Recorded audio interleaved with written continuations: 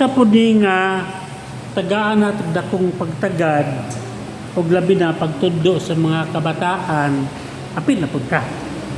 Kanig yung pag-ampo. Ang uban gani, ang batog kamo kisa yung magrosaryo yung kada adlaw. Kada adlaw yun, kung pwede kaduha, uban katulo. So kinahanglan kada adlaw magrosaryo. Nya og kanig yung pag-ampo. Kay mamani atong nabasahon. Mateo kapitulo 26.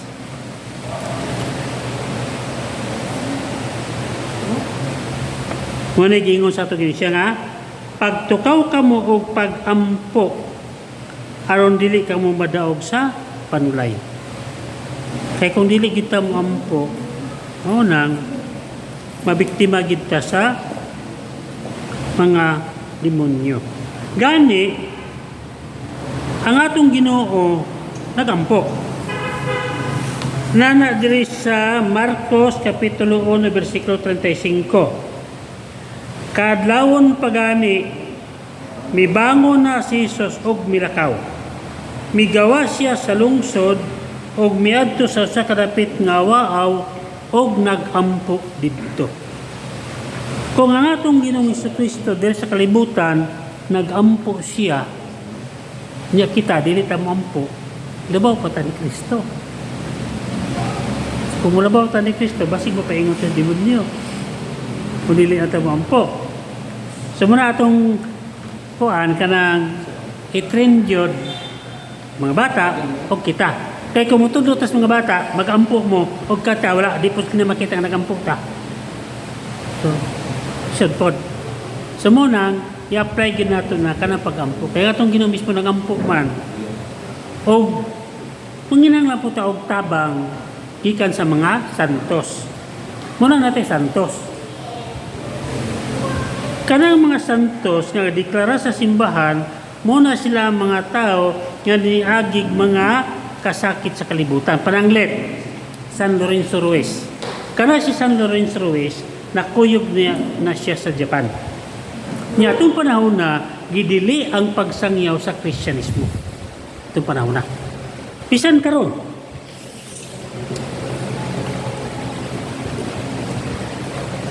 Atong dito ko sa Middle East. Katong ko dito. Dito, dili ka pwede magsangyaw parehan kang ibuhat. Takpon jud ka. Dili gani pwede nga magkuyog ang babaeng lalaki dito. Kung wala mo yung marriage contract, takpon jud mo. Bawal ang magbasag Biblia dito. Mga anong panahon na po sa Japan, pagato ni San Lorenzo Ruiz, idili ang Kristyanismo. O niya, kaya nadakpan man na si San Lorenzo Ruiz. Moto nga, interview.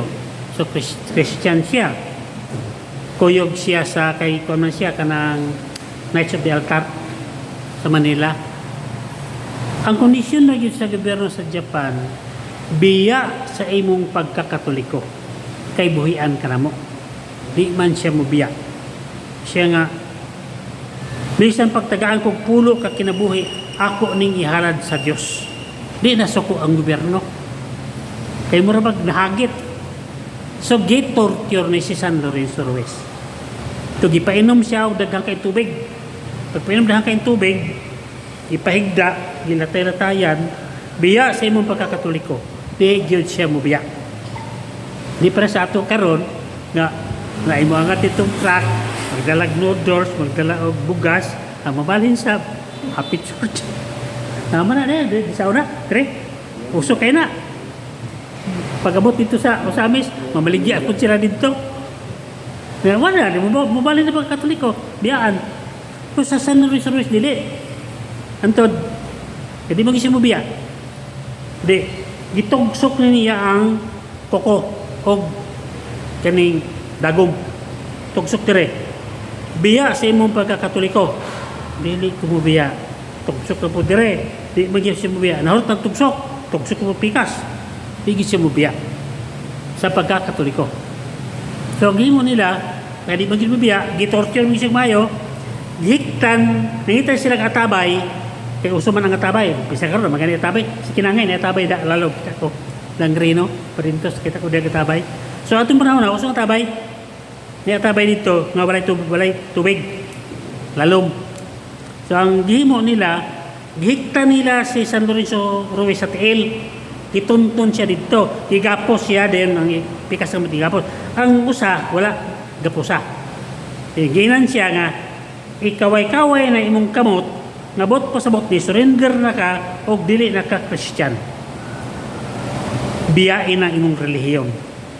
Gitunton siya, pagtunton ana dili manggid siya mo biya, pirahon na po nila gigibuton man tingin sa boss bira na po dili manggid mo biya sa Lorenzo Ruiz. Niabot manggid ang time nga ang dugo niya na kay bitay man tiil man ang hiktan, so ang ulot sa boss di paingon na niya dugo sa ulo, patay si San Lorenzo Ruiz. Unang iproklama sa simbahan nga santos. Kay bot pasabot kung namatay ta nga nagsakripisyo sa kalibutan, ingon si Kristo na sa Mateo kapitulo 5 nga diretso tag langit. Sa Pinadaya kapitulo 6 bersikulo 9 daghang karagkaron to sa langit. Kay tuwa sa dito mo nang nga iampo mo kami. Munang ibis kay tagaan na lang. Kaya namin nagampo nato. Munang di kalikayan nga mo dangop tag santos. Pero ato pong himduman nga inigampo nato tulog yun ang tubag sa atong Dios. Una, dili katagaan kay dili makaayon nimo. Ay mo paningalaan kay naagid na siya. Kay dili gyud kung tagaan mo ana madistress siya gid mo kung ihatag sa Dios. Kung nga dili gyud mo tagaan. Ikaduha, paghulat. Kung nga dili dayon ihatag. Si Abraham dato siya kayo. Suod siya sa Diyos. Ilang istorya sa Diyos. Pero wala siya anak. Kanusta siya kita anak? Yang edad 99. Yung si Abraham, mag-anak, kung 99. Ako ng asawa 90. Mapatutoy pag bata. Yung ang Diyos nga. O sige. Sunod to ito. Balik ako. Mapatutoy na siya bata. Nay, marusot yung gata sana. O tood. Pagkawan niya, boros na si Sarah. Anong anak? Pila edad ni Abraham. Pagpanganak, bugas bata. Sa katos.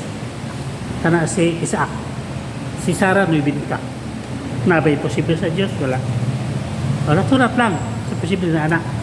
O kanang, ngay panampor nga hatag dayon. Ako, personal dito ko kabulo, anak. Kay, sa una pag yun, munang napaingon pa ng Bible, kay mubasa dito ko Biblia. Kasi ko basa Biblia. Nakabasa mo ko diya, Mateo kapitulo 7. Pangayo, ikaw tagaan. Mangayo na itatagaan ka. Niya mo pa rin tulong simbahan. Ngayo ko. Ginoo, boros akong asawa, nasa Clarin karon ayaw tawag na si Sarian. Kaya wala ko yung kwarta. Muna gina ko ba yung kwarta? Hindi ko ampo. Kanon simba ko kadatos. Ampo. Nig mata ampo nga, dili si Sarian. Pagwa sa bata, tawag. Kaya pa may cellphone atong nga panahon. Long distance. Tawag sa akong trabahoan. Pagpadala ang kwarta na si Sarian di mga asawa. Di pa tira ko sukuha. Di pa ginog. Gingon maka nga pangayo kayo tagan nangayo ko nimo nga dili si Sarian kay wala kay kwarta. So naglibog na ko sa kumaton. Dol ko sa kong amo. Sir, gumutang ko sir. Uli ko Mindanao kay akong asawa to sa ospital. Kasi tubag sa kong amo. Siya nga dili baka doktor. Kung muli ka dito wala kay trabaho, wala kay kwarta. Ayo ko uli.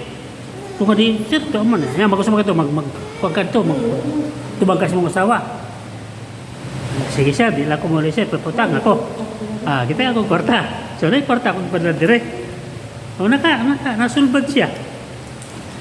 Nidagan pa, o pila katuig, pagkasunod, panganak, si Sarian Japon. Sa dinhin ako sa Claren, uli naman kayo, ni-decision namin nga, dire namin, uli namin sa Claren, pag uli naman dire, nanak ko dire sa simbahan, na malandong ko mudto ana ang Ginoo. Dong di ba nangayo ka na ko sa una nga ayaw isisaryan. Pero nasisaryan. Kung gitugutan ti ka sa imong gipangayo nga dili masisaryan, pilay anak nimo karon. Makapaeskwela ka sa imong ako niabot tag unong 7. Kaya ka nimo nang paeskwelahon. Napaka kay panahon sa simbahan. Wala. Dito ko naman lang mo day. So to, duhara yang gihatag.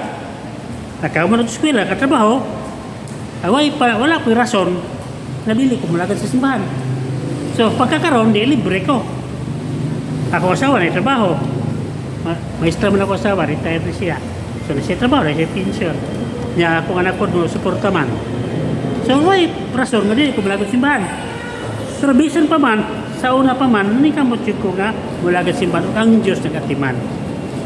Kaya kung gitawag, kitang tanan pwede man ngalagad sa simbahan.